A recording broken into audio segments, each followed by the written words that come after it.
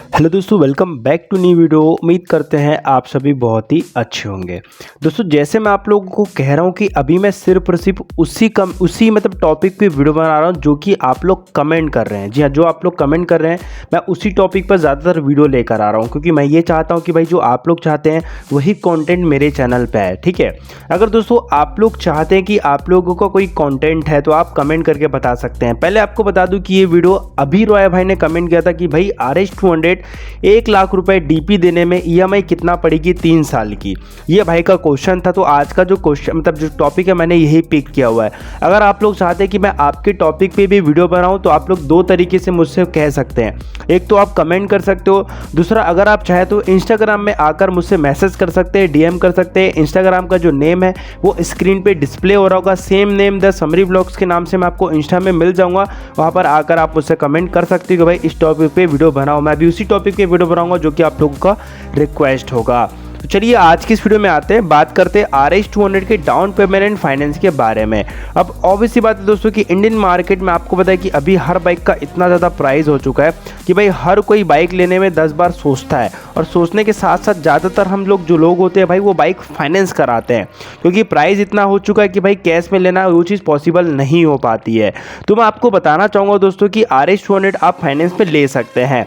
सबसे पहले बात कर लेते हैं कि फाइनेंस कराने के लिए कौन कौन से डॉक्यूमेंट्स की नीड पड़ती है। देखिए, आपको बता दूं कि अगर आप बाइक फाइनेंस कराते हैं तो आपको सबसे पहले आपका एक एड्रेस प्रूफ के लिए या तो आधार कार्ड या तो ड्राइविंग लाइसेंस लगेगा। आधार कार्ड दे दो भाई, आधार कार्ड सबके पास होता है। उसके बाद अगर आपके पास खुद का घर नहीं है तो फिर आपको रेंट एग्रीमेंट लगेगा, और अगर आपका खुद का घर है तो आपके घर का इलेक्ट्रिसिटी बिल लगेगा। इलेक्ट्रिसिटी बिल मम्मी पापा भाई किसी के नाम से हो, कोई प्रॉब्लम नहीं है, इलेक्ट्रिसिटी बिल आपका चलेगा। उसके बाद 3 से 4 फोटोज़ की ज़रूरत पड़ती है। उसके बाद दोस्तों याद रखिए कि अगर आप जॉब करते हैं, अगर आप सैलरी आती है आपकी, तो आपका बैंक पासबुक का 6 मंथ की आपको फोटोकॉपी देनी पड़ेगी कि यहाँ से मेरी इतनी सैलरी आती है। और अगर आप खुद का बिजनेस करते हो तो अगर आप ITR फाइल करते हो तो आपके नाम से बाइक और भी अच्छी तरीके से फाइनेंस हो सकती है। और अगर ITR नहीं फाइल करते हो तो भी बाइक फाइनेंस हो जाती है। वहाँ पर फाइनेंसर जो आपके नाम से लॉगिन डालेगा और देख पाएगा कि आपका सिविल स्कोर कितना है। सिविल स्कोर अच्छा रहेगा तो आपको तुरंत 10 से 15 मिनट में बाइक फाइनेंस करके दे देगा। उसके बाद आपको उसके बाद नॉर्मल 2 फोटोज़ लगती है और नॉर्मल यहाँ पे साइंस की ज़रूरत पड़ती है। मतलब वही डॉक्यूमेंट्स लगते हैं जो कि हमारे पास हर किसी के पास अवेलेबल रहते हैं। तो इतने डॉक्यूमेंट्स में आपकी बाइक आपके हाथ में 1 घंटे के अंदर मिल जाएगी आपको। चलिए इस वीडियो में आगे बढ़ते हैं। सबसे पहले आपको बताना चाहूँगा दोस्तों कि भाई ने जो डाउन पेमेंट बोला था वो बोला था 1 लाख रुपए। अब भाई आपको बता दूं कि 1 लाख रुपए डाउन पेमेंट हर किसी के बस की बात नहीं होती, तो इसलिए मैंने यहाँ पे थोड़ा सा मॉडिफाइड किया है। 1 लाख की जगह मैंने 80,000 रुपये डाउन पेमेंट लिया है। 80,000 रुपीज़ डाउन पेमेंट देकर अगर आप बाइक खरीदते हो तो RS200 latest ex showroom price आ रही है अराउंड 1,70,000, 1,70,000 रुपए के आसपास की बाइक आपको एक्स शोरूम प्राइस देखने को मिलती है। बात करें इसके ऑन रोड प्राइस के बारे में तो उससे पहले आपको क्लियर करना चाहूँगा, हर एक स्टेट एंड सिटी में ऑन रोड प्राइस में थोड़ा सा डिफरेंस होता है, क्योंकि हर एक स्टेट के RTO एंड इंश्योरेंस चार्जेस में फ़र्क होता है। RS200 हमारे आपको बता रहा हूँ 2 लाख रुपीज़, 2 लाख रुपए के आसपास की ऑन रोड प्राइस देखने को मिलती है। बाकी आप लोगों के सिटी एंड स्टेट में इस बाइक का क्या ऑन रोड प्राइस अगर आपको पता हो तो प्लीज़ मुझे कमेंट करके ज़रूर बताइएगा। बात कर लेते हैं दोस्तों DP के बारे में। डाउन पेमेंट अमाउंट हमने रखा है 80,000 रुपीज़, 80,000 रुपये डाउन पेमेंट अमाउंट हो गया, मतलब कि जो हम पहले पे करते हैं फाइनेंस कराने के लिए। अब 2 लाख रुपए में 80,000 रुपये माइनस कर दो तो आपका बचा हुआ जो अमाउंट है वह 1,20,000, 1,20,000 रुपये। अब 1,20,000 में आपको पता है कि दोस्तों हमें यहाँ पे आपको बता दूँ कि जो भी आप फाइनेंस कराओ, चाहे आप किसी प्राइवेट कंपनी से कराओ चाहे आप किसी बैंक से कराओ, हमें देना पड़ता है प्रोसेसिंग फीस। और प्रोसेसिंग फीस में जनरली मैं बताऊं तो बहुत सारे हिडन चार्जेस होते हैं, जैसे कि स्टैम्प चार्जेस हो गया, इनका पेपर वर्क चार्जेस हो गया, ऐसे बहुत सारे इनके चार्जेस रहते हैं। और मुझे लगता है कि थोड़ा बहुत शोरूम का मार्जिन भी रहता है। अब आपका टोटल अमाउंट कितना हो गया 1,28,000, 1,28,000 रुपये।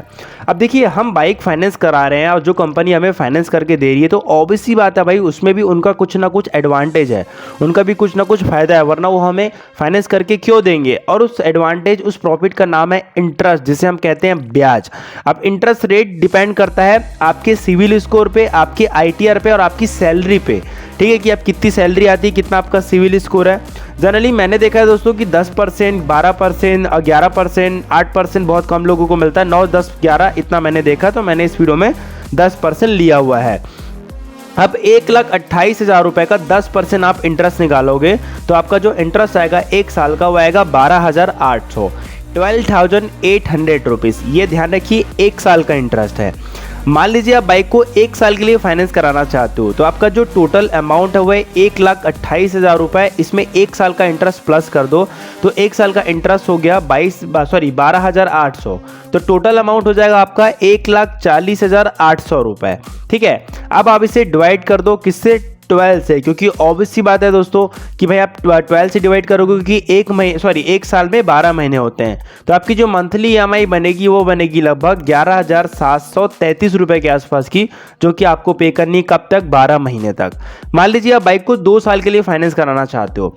2 साल के लिए फाइनेंस कराने के लिए सबसे पहले आपको 2 साल का इंटरेस्ट निकालना पड़ेगा। एक साल का इंटरेस्ट है 12,800 इंटू 2 कर दो तो आपका टोटल इंटरेस्ट कितना आएगा, 25,600 रुपये। अब 1,28,000 में 25,600 प्लस कर दो तो टोटल अमाउंट आ गया 1,53,600। अब 1,53,600 को आप 24 से डिवाइड कर दो, क्योंकि ऑब्वियस सी बात है 2 साल में 24 मंथ होते हैं। तो मंथली EMI बनेगी अराउंड 6,400 रुपए के पास, है ना, मतलब 6,400 रुपये आपको पे करने कब तक, 24 महीनों तक। मान लीजिए आप बाइक को 3 साल के लिए फाइनेंस कराना चाहते हो, जैसे भाई का क्वेश्चन में था, लेकिन यार मैं आपको यही सजेशन दूंगा कि 3 साल के लिए फाइनेंस ना ही कराओ तो बेहतर है, क्योंकि यार इसमें ना इंटरेस्ट रेट काफ़ी ज़्यादा लग जाता है। एक साल का इंटरेस्ट कितना है, 12,800 इंटू 3 कर दो तो 38,400 रुपीज़, 38,400 रुपये सिर्फ और सिर्फ आप एक्स्ट्रा पे कर रहे हो 3 सालों में। तो इसलिए मैं बोल रहा हूँ कि 3 साल के लिए ना ही कराओ तो बेहतर है। अब 38,400 में टोटल अमाउंट में इसे प्लस कर दो 1,28,000 रुपये में, तो टोटल अमाउंट आ गया 1,66,400 रुपीज़, 1,66,400।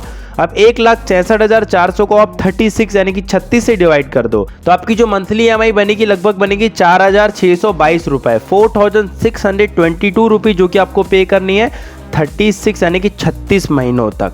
अब दोस्तों आप लोग कमेंट करके ज़रूर बताना कि आप लोग कोई और बाइक फाइनेंस कराना चाहते हो या कुछ भी आपका क्वेश्चन है तो आप कमेंट कर सकते हो, इंस्टा में DM कर सकते हो। मेरे हिसाब से दोस्तों अगर आपको बाइक खरीदनी है तो बिल्कुल आप खरीदिए, लेकिन भाई वही है कि भाई मेरे हिसाब से आप लोग चाहें तो बाइक को फाइनेंस करके ही खरीदेंगे, क्योंकि आजकल दोस्तों इंडियन मार्केट में जो प्राइस है वो उस बाइक का प्राइस काफ़ी ज़्यादा बढ़ चुका है। और मुझे ऐसा लगता है कि दोस्तों आने वाले समय में बाइक का जो प्राइस है वो काफ़ी ज़्यादा और बढ़ सकता है।